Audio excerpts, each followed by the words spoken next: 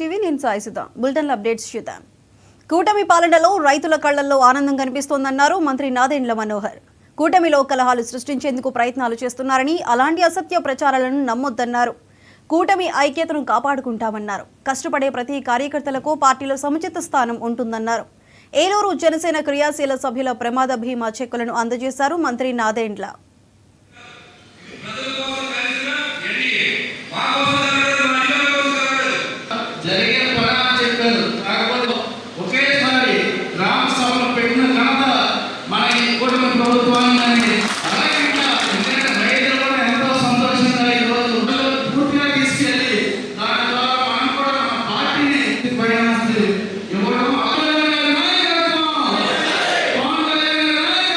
సూచనలు తీసుకుంటూ అదే ఏ విధంగా తీసుకున్నా సరే రాష్ట్ర భవిష్యత్తు కోసం ప్రజా సంక్షేమ స్థానిక ఎన్నికలు వస్తున్నాయి.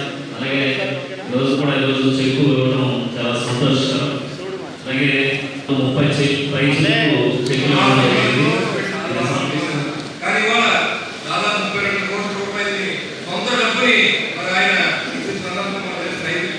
అదేవిధంగా కార్యకర్తలు కూడా భరోసా ఉండాలి. జనసైనికుడు భరోసా ఉండాలి.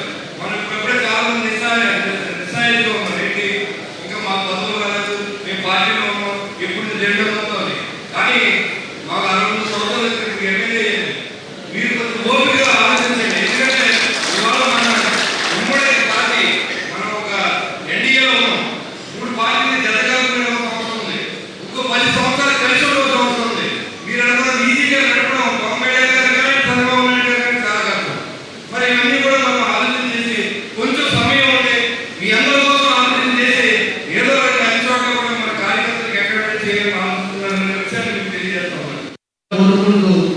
ఏదైతే మన అధ్యక్షుడు పవన్ కళ్యాణ్ గారు తన నిర్ణయం తీసుకుని మన కార్యకర్తలందరినీ కూడా భరోసాగా ఉండేటట్టు ఈ క్రియాశీల సభ్యత్వాన్ని పెట్టి వారికి ఈ ప్రమాదశాత్తు మరణించిన వారికి 5 లక్షలు, అలాగే ఏదైనా గాయాలైతే 50,000 చొప్పున అనేక మందికి మన జనసేన పార్టీ తరఫున వాళ్ళకు తోడ్పాటుగా ఉండేటట్టు చాలా మంచి నిర్ణయం, అంటే ఏ పార్టీలో లేని విధంగా మంచి నిర్ణయం తీసుకుని మన పార్టీ కార్యకర్తలు ఎంతగానో ఉపయోగపడుతుంది.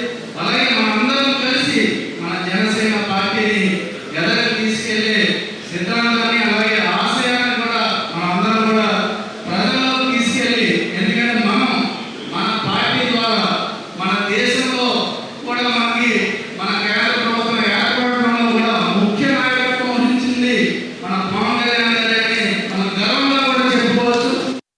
ఎవరు కూడా పూర్తి స్థాయిలో నమ్మకంతో లేదు మన పార్టీ గురించి, మన కార్యక్రమాల గురించి. అయినప్పటికీ మన నాయకులు, మన వాలంటీర్స్ ప్రతి నియోజకవర్గంలో కూడా పవన్ కళ్యాణ్ గారి పిలుపు మేరకు క్రియాశీలక సభ్యత్వం 500 రూపాయల చొప్పున ప్రారంభించాం. మొట్టమొదటి సంవత్సరం 92,000 చేసాం మన రాష్ట్రంలో. వాస్తవంగా ఆ రోజు ఇందాక చెప్పినట్టు కోవిడ్ ఉండేది. కోవిడ్ ఉన్నా సరే ధైర్యంగా ఇంటికి వెళ్ళి ఫోన్ల ద్వారా చాలా పారదర్శకంగా నిజాయితీగా చేశాం. ఈ కార్యక్రమాలు మీరు గమనించాల్సింది ఏంటంటే, ప్రభుత్వంలో చాలా సంవత్సరాలు చాలా పార్టీలు ఉన్నాయి. పదవులు అనుభవించారు, పార్టీ నాయకులుగా వాళ్ళు వ్యవహరించారు, ప్రభుత్వంలో పెద్దగా వాళ్ళు వ్యవహరించారు. కానీ సొంత పార్టీ కార్యకర్తల గురించి, నాయకుల గురించి ఎవరు ఆలోచించలేదు.